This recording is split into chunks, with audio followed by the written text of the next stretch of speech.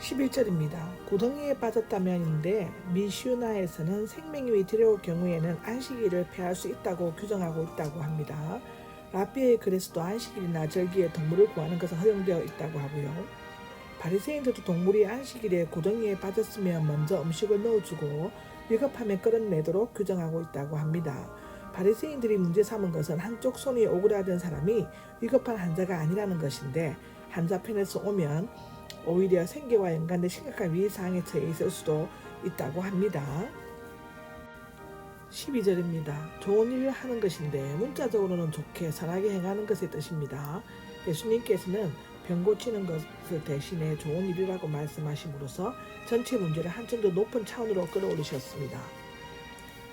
그는 병행 구절에서 안식일에 좋은 일을 하는 것과 악한 일을 하는 것, 생명을 구하는 것 중에 어느 것이 옳으냐라고 누가복음 6장 9절, 마가복음 3장 4절에 물으셨습니다.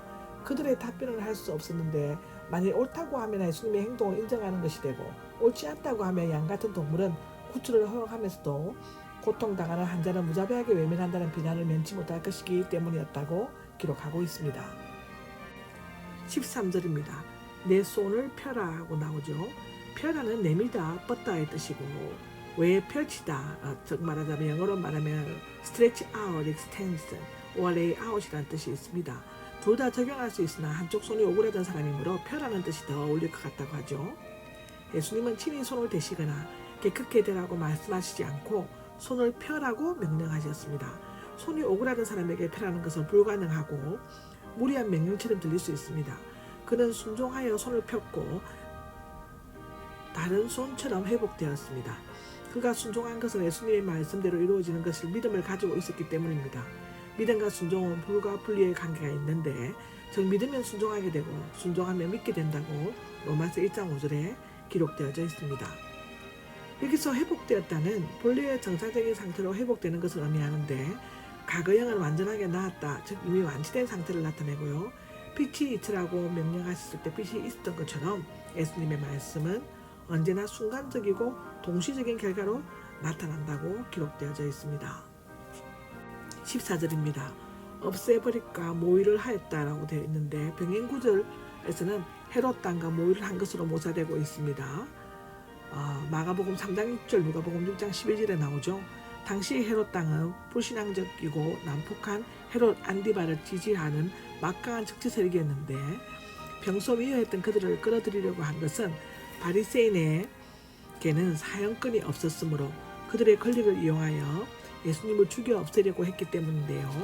아이러니컬하게도 그들의 생명을 구하는 예수님을 오히려 죽이려고 한 것은 예수님의 위대한 능력에 대한 질투, 율법에 대한 무지한 열심, 메시아에 대한 그릇된 편견 때문이었습니다. 15절입니다. 이 일을 아시고 떠나셨다가 나오는데 예수님께서는 그들의 분노가 극에 달했고 죽이려는 업무가 실천 직전에 이르렀음을 확실히 아시고 그곳에서 떠나셨다. 즉 말하면 물러가셨다, 철수하셨다의 뜻이라고 합니다. 이것은 비겁하거나 무책임한 도피가 아니라 메시아에 대한 잘못된 기대감으로 정치적 폭동이 일어나거나 절대 세력과의 불필요한 충동을 피하기 위해서였다고 마태복음 10장 23절에 기록되어져 있습니다.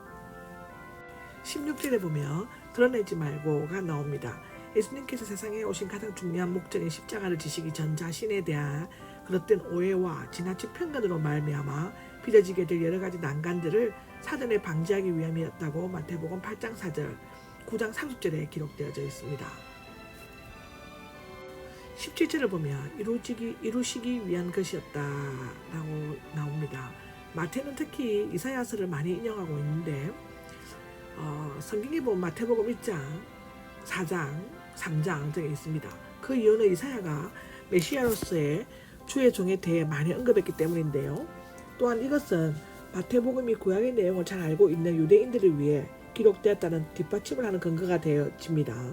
한 가지 분명한 것은 단 한 가지 사실만 제외하고 모든 구약의 예언이 신약에서 이루어졌다는 사실인데요.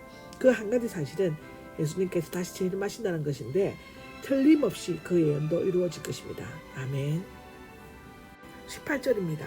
내가 택한 나의 종인데 이사야 42장 1절에도 나옵니다. 히브리어로는 내가 붙드는 나의 종이며 메시아 그리스도를 가리킵니다.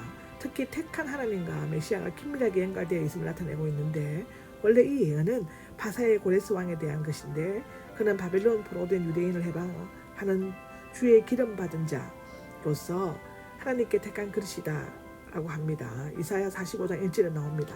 정치적 권력적인 메시아를 상징하는 고레스 왕은 영적으로 전 세계의 지배자가 되실 예수 그리스도에게 성취되었습니다.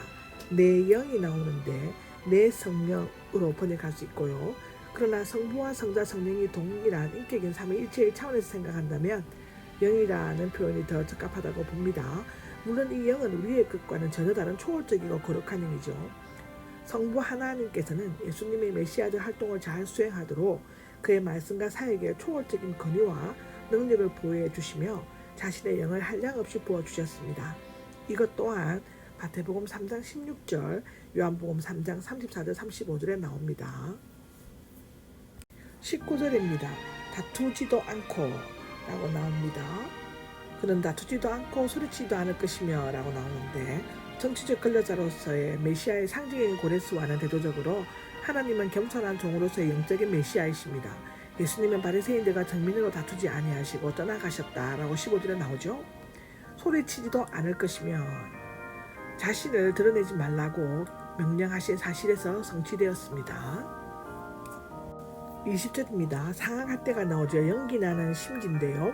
몇 가지 해석이 가능합니다. 첫째로는 그는 상황할 때의 로마의 힘을 꺾거나 연기나는 심지인 흔들리는 근위를 꺾기 위해 온 것이 아니다. 두 번째로는 손이 말라서 아파서 쓸모없는 갈대같이 되어버린 남자의 그 손을 고치시고 연기나는 심지처럼 되어 있던 그 마음에 빛을 비치신다는 뜻이고, 세 번째는 상황할 때는 고생하며 유리하는 자들, 연기나는 심지는 수고하고 무거운 짐진 자들, 또 네 번째로는 상황할 때는 율법주의자들에 의한 죄인으로 낙인 찍힌 자들의 육체를, 연기나는 심지는 그들의 영혼을 가리킨다고 하고요. 다섯 번째로는 영육간에 연약하고 무력한 사람들을 냉담하고 모른적하게 대하지 않으시고 온유함과 사랑으로 대하신다는 것입니다. 모든 해석이 나름대로 타당성이 있으므로 고려할 만하다고 기록하고 있습니다.